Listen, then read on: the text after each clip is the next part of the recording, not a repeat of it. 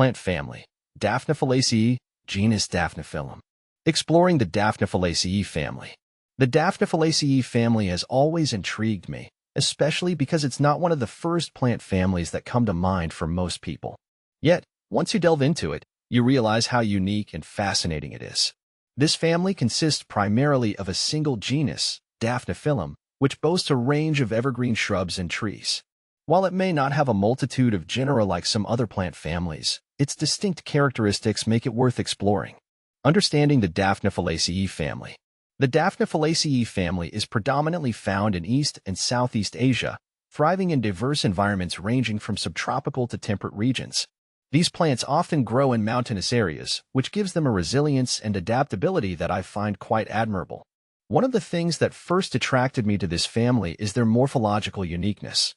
Unlike many other flowering plants, members of Daphniphyllaceae have leaves that are spirally arranged and lack stipules, which are small leaf-like appendages. Their leaves are leathery and glossy, giving them a striking appearance, especially when the light catches them just right. It's as if they're designed to stand out in the lush forest they inhabit. The sole genus, Daphniphyllum. The genus Daphniphyllum is the star of the Daphniphyllaceae family. There are around 20 to 30 species within this genus, each with its own distinct characteristics. The most well-known among them is probably Daphniphyllum macropodum, commonly referred to as the false Daphne. This particular species caught my attention with its bold, evergreen foliage and its striking red petioles, which contrast beautifully against the deep green leaves. What I find fascinating about Daphniphyllum species is their dioecious nature, meaning that individual plants are either male or female. This separation of sexes within the species creates an interesting dynamic, especially for those of us who enjoy studying plant reproductive strategies. The male plants produce catkin-like inflorescences, while the female plants bear small, berry-like drupes. These fruits are not only visually appealing but also play a crucial role in the plant's life cycle, attracting various birds and animals that aid in seed dispersal. Daphniphyllum in landscaping and gardening. In the world of horticulture, Daphniphyllum species are not as commonly used as one might expect, considering their beauty and resilience. I believe this is due to a general lack of awareness about these plants. However, those who have discovered them often use them as ornamental shrubs or small trees in garden settings. One of the reasons I'm drawn to using Daphniphyllum in landscaping is their adaptability. They can tolerate a range of soil conditions and are relatively low maintenance once established. Additionally, their evergreen nature ensures that they provide year-round interest, unlike many deciduous plants that only shine for part of the year.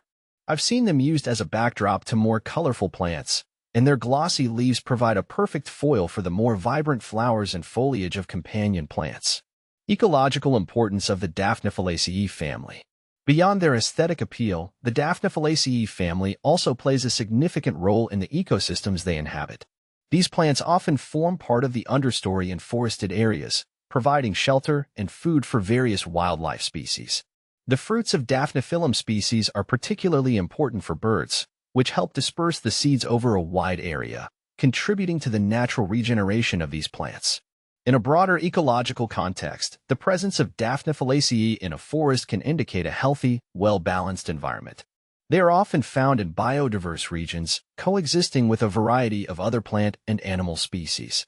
For anyone interested in conservation or ecosystem dynamics, studying this family can offer insights into the health and stability of these natural habitats. Challenges in cultivating Daphniphyllaceae. While I've praised the resilience of Daphniphyllaceae, it's worth noting that cultivating these plants outside their native range can be challenging. They are best suited to regions that can mimic the cool, moist conditions of their natural habitat. In areas with hot, dry summers or extreme winters, they may struggle without careful attention to watering and protection from harsh conditions. One of the key challenges I've encountered is finding a suitable microclimate for them. They prefer a shaded or semi-shaded location with well-drained soil. Ensuring they have adequate moisture without becoming waterlogged is crucial.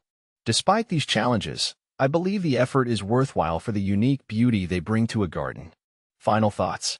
Exploring the Daphniphyllaceae family has been a rewarding experience for me.